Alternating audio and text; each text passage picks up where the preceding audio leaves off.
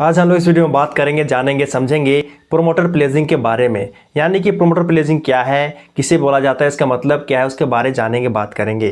तो यदि आप जानना चाहते हो तो इस वीडियो को ध्यान से देखिए, क्योंकि मैं इस वीडियो के अंदर मैं आप लोग को बताऊंगा, समझाऊंगा कि प्रोमोटर प्लेजिंग किसे बोला जाता है, इसका मतलब क्या है, इसके बारे में बताऊंगा, समझाऊंगा। ओके। और साथ ही साथ आप लोग को यही बताऊंगा कि जब प्रोमोटर प्लेजिंग बढ़ता है और घटता है तो आपको क्या करना चाहिए, इन्वेस्ट करना चाहिए कि नहीं करना चाहिए, उसके बारे में बताऊंगा।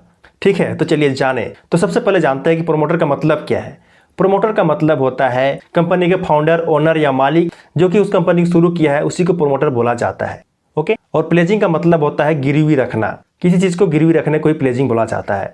इतना समझ में आया? तो यहाँ पे देखिए, प्रोमोटर प्लेजिंग का मतलब होता है कि कंपनी का फाउंडर या ओनर या प्रोमोटर बोलो, वह जो है अपने कंपनी के शेयर्स को बैंक में गिरवी रखकर उससे लोन लेता है, उसी को प्रोमोटर प्लेजिंग बोला जाता है। समझ में आया?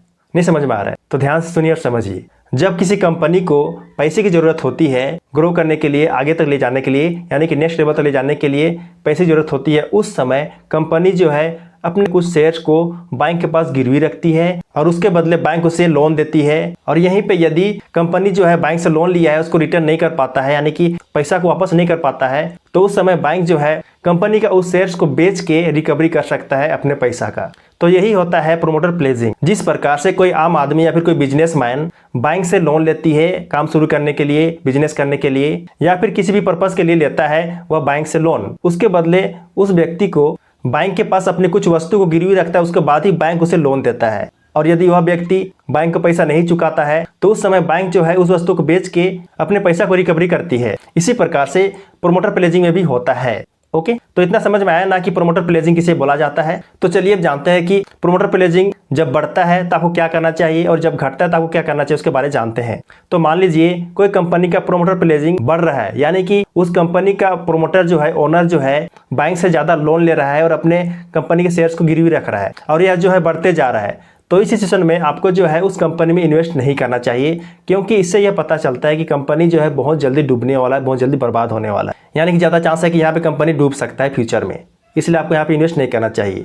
ओके। लेकिन वहीं पे यदि किसी कंपनी का प्रोमोटर प्लेजिंग घट रहा है, यानी कि कंपनी का मालिक जो है, ओनर जो है, प्रोमोटर जो है, वह बैंक से कम लोन ले रहा है, तो इस सिचुएशन में आपको उस कंपनी में इन्वेस्ट करना चाहिए, क्योंकि इसका संकेत माना जाता है कंपनी जो है फ्यूचर में बढ़िया परफॉर्म कर सकती है। ओके। तो ये सब बातें हैं जो कि आपको किसी भी कंपनी में इन्वेस्ट करने से पहले प्रोमोटर प्लेजिंग के बारे में जानना चाहिए, उसके बाद ही इन्वेस्ट करना चाहिए। ठीक है। तो चलिए, उम्मीद करता हूं कि आपको जो है प्रोमोटर प्लेजिंग के बारे में समझ में आ गया होगा कि क्या है, किसे बोला जाता है, इसका मतलब क्या है और कब जो है आपको इन्वेस्ट करना चाहिए, नहीं करना चाहिए, उसके बारे में पता चल गया प्रोमोटर प्लेजिंग के बारे में। यदि समझ में आया तो बहुत अच्छी बात है, और यदि आपको कोई पॉइंट समझ में नहीं आया तो आप मुझे कमेंट करके पूछ सकते हो। ठीक है। तो चलिए, वीडियो हेल्पफुल लगा हो और पसंद आया हो तो वीडियो को जरूर लाइक कर देना, और यदि आप नए हो मेरे चैनल में तो मेरे चैनल को जरूर सब्सक्राइब कर देना, क्योंकि मैं इसी तरह का हेल्पफुल वीडियो इस चैनल में हमेशा लाते रहता। तो चलिए मिलते हैं किसी नए टॉपिक के साथ, किसी नए वीडियो में। तब तक के लिए जय जय, बाय बाय।